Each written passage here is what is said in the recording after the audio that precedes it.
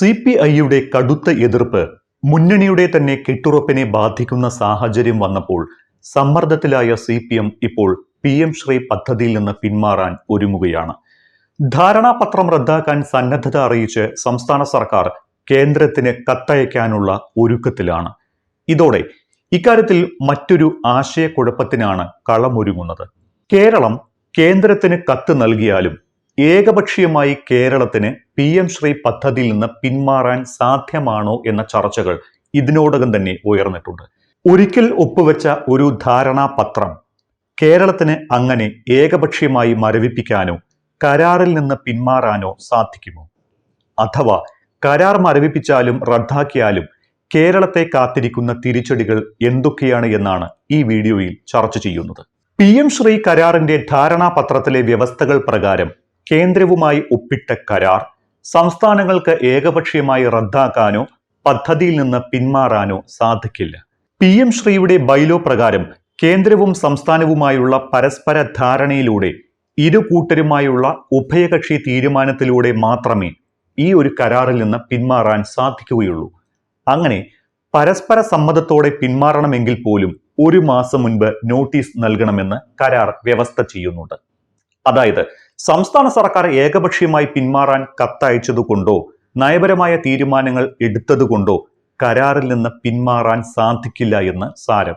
കേന്ദ്രം തടഞ്ഞുവെച്ച fund വിട്ടുകിട്ടുന്നതിനാണ് PM Shri കരാർ ഒപ്പിട്ടത് എന്നാണ് വിദ്യാഭ്യാസ മന്ത്രി V ശിവൻകുട്ടി പറഞ്ഞിരുന്നത്. SSK ഫണ്ടും PM ശ്രീയും കൂട്ടിയോജിപ്പിച്ചിരിക്കുന്നതാണ് സംസ്ഥാന സർക്കാരിന് തിരിച്ചടിയായിരിക്കുന്നത്. ഇതാണ് വിദ്യാഭ്യാസ മന്ത്രി ചൂണ്ടിക്കാട്ടിയതും. എന്നാൽ PM ശ്രീ പദ്ധതിയെ ശക്തിയുക്തം എതിർത്ത CPI നിലപാടെടുത്തത് ഫണ്ട് നിരാകരിക്കപ്പെട്ടാൽ പോലും PM ശ്രീയുമായി മുന്നോട്ട് പോകരുത് എന്നായിരുന്നു. അങ്ങനെ വരുമ്പോൾ SSK ഫണ്ട് മാത്രമായി വിട്ടുകിട്ടണമെങ്കിൽ സംസ്ഥാനം സുപ്രീം കോടതിയെ സമീപിക്കേണ്ടി വരും. ഇപ്പോൾ തമിഴ്നാട് സ്വീകരിച്ച മാതൃക കേരളത്തിനും പിന്തുടരാവുന്നതാണ്. മറ്റൊരു പ്രതിസന്ധി കൂടി സംസ്ഥാന സർക്കാരിനെയും CPMനെയും കാത്തിരിക്കുന്നുണ്ട്. അത് കരാർ ഒപ്പിട്ടതിന്റെ സർക്കാർ ഉത്തരവാണ്. പൊതുവിദ്യാഭ്യാസ സെക്രട്ടറിയാണ് വിദ്യാഭ്യാസ വകുപ്പിനായി കരാറിൽ ഒപ്പിട്ടിരിക്കുന്നത്. ഉദ്യോഗസ്ഥർ എന്നത് ഭരണനിർവഹണ ടൂൾ മാത്രമാണ് എന്നിരിക്കെ ഇത്തരത്തിൽ ഒപ്പിടാൻ സെക്രട്ടറിയെ ചുമതലപ്പെടുത്തുന്നത് സാധാരണഗതിയിൽ സർക്കാർ ഉത്തരവിലൂടെയാണ്. എന്നാൽ ഇവിടെ അങ്ങനെ ഒരു ഉത്തരവുണ്ടോ എന്നത് അജ്ഞാതമാണ്. ഏത് ഗവൺമെന്റ് ഉത്തരവിന്റെ അടിസ്ഥാനത്തിലാണ് ധാരണയിലേക്ക് പോയത് എന്ന കാര്യത്തിൽ CPM നേതൃത്വം മറുപടി പറയാൻ നിർബന്ധിതമാകും. ഈ ചോദ്യത്തിന് മറുപടി ലഭിച്ചാൽ മാത്രമേ CPI ഈ വിഷയത്തിൽ അയവ് വരുത്തുകയുള്ളൂ. കാരണം മന്ത്രിസഭയുടെ അനുമതിയില്ലാതെയാണ് കരാർ ഒപ്പിട്ടത് എന്ന് തുടക്കം മുതൽ CPI ആരോപിക്കുന്നുണ്ട്. അതോടൊപ്പം മറ്റാരെങ്കിലും ഈ കരാറിന് എതിർപ്പറിയിച്ച് കോടതിയെ സമീപിക്കുകയാണ് എങ്കിൽ സർക്കാരിന് ഈ ഗവൺമെന്റ് ഉത്തരവ് പുറത്തുവിടേണ്ടിയും വരും. ഈ നിയമപരമായ കാരണങ്ങൾ കൊണ്ടുകൂടിയാണ് CPM നേതൃത്വം ഇപ്പോൾ CPIയുമായി ഒരു ഒത്തുതീർപ്പ് ധാരണയിലേക്ക് എത്താൻ ശ്രമിക്കുന്നത് എന്ന് മനസ്സിലാക്കാം. CPIയുടെ ശക്തമായ എതിർപ്പാണ് നിലവിൽ CPM നേതൃത്വത്തെ സമ്മർദ്ദത്തിലാക്കിയിരിക്കുന്നത്. ഈ എതിർപ്പ് രൂക്ഷമാകുകയും മന്ത്രിസഭാ യോഗമടക്കം ബഹിഷ്കരിക്കുന്നതിലേക്ക് CPI എത്തുകയും ചെയ്ത ഘട്ടത്തിലാണ് CPM പദ്ധതിയിൽ നിന്ന് പിന്മാറാൻ ഒരുങ്ങിയത്.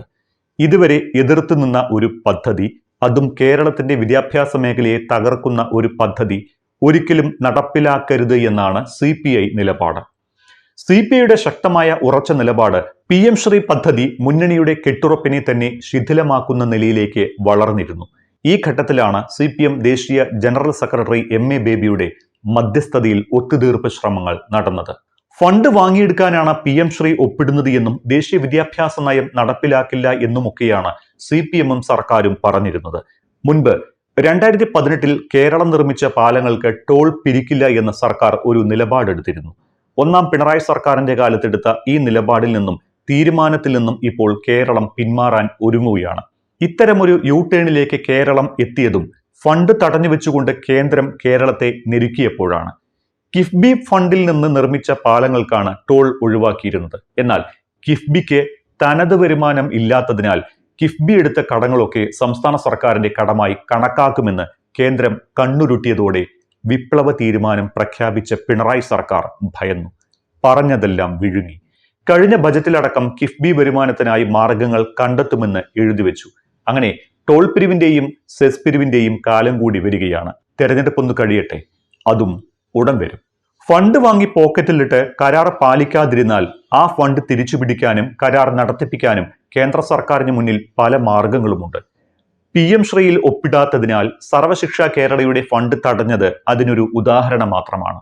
അതായത് കരാർ പാലിക്കാതിരുന്നാൽ മറ്റു പദ്ധതികളിലെ പണം തടഞ്ഞുവെച്ച് കേന്ദ്രം കേരളത്തെ വിരട്ടും, കേരളം വഴങ്ങും. ഇപ്പോൾ സംസ്ഥാന സർക്കാരിന് കീഴിലെ സ്ഥാപനങ്ങൾ എടുക്കുന്ന വായ്പകൾക്ക് ഗ്യാരണ്ടി നിൽക്കുന്നതിലും സർക്കാർ വലിയ വില കൊടുക്കേണ്ടി വരുന്നുണ്ട്. സംസ്ഥാനങ്ങൾ വായ്പ തിരിച്ചടച്ചില്ലെങ്കിൽ അതും സർക്കാരിന്റെ ബാധ്യതയാകും.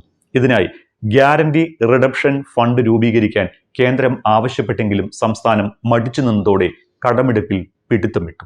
ഇപ്പോൾ വർഷം 600 കോടിയോളം രൂപ മാറ്റിവെച്ചു ഗ്യാരണ്ടി റിഡംഷൻ ഫണ്ട് രൂപീകരിക്കാൻ സമ്മതിച്ചു. കേന്ദ്രത്തിന്റെ അനുമതിക്കായി കാത്തിരിക്കുകയാണ് കേരളം. ഇതുതന്നെയാണ് PM ശ്രീയിലും സംസ്ഥാനത്തെ കാത്തിരിക്കുന്നത്. PM ശ്രീ ഫണ്ട് വാങ്ങിയ ശേഷം പദ്ധതി നടപ്പിലാക്കാതിരുന്നാൽ ആ ഫണ്ട് തിരിച്ചുപിടിക്കാൻ കേന്ദ്രം മറ്റു ഫണ്ടുകൾ തടഞ്ഞുവെക്കും. ഫണ്ടാണല്ലോ മുഖ്യം. അവിടെ നയത്തിനും ന്യായത്തിനും പ്രസക്തിയില്ലല്ലോ. ധാരണാപത്രം ഒപ്പിട്ട സ്ഥിതിക്ക് പാതിക്ക് വെച്ച് പദ്ധതിയിൽ നിന്ന് പിന്മാറാൻ സാധിക്കില്ല. കരാർ പ്രകാരം പിൻവാങ്ങാനുള്ള അധികാരം കേന്ദ്ര സർക്കാരിന് മാത്രമാണ്. അല്ലെങ്കിൽ കേന്ദ്രവും സംസ്ഥാനവും പിൻവാങ്ങാൻ ഒരുമിച്ച് തീരുമാനമെടുക്കണം. അപ്പോൾ എന്ത് സംഭവിക്കുമെന്ന് കാത്തിരുന്ന് തന്നെ കാണാം.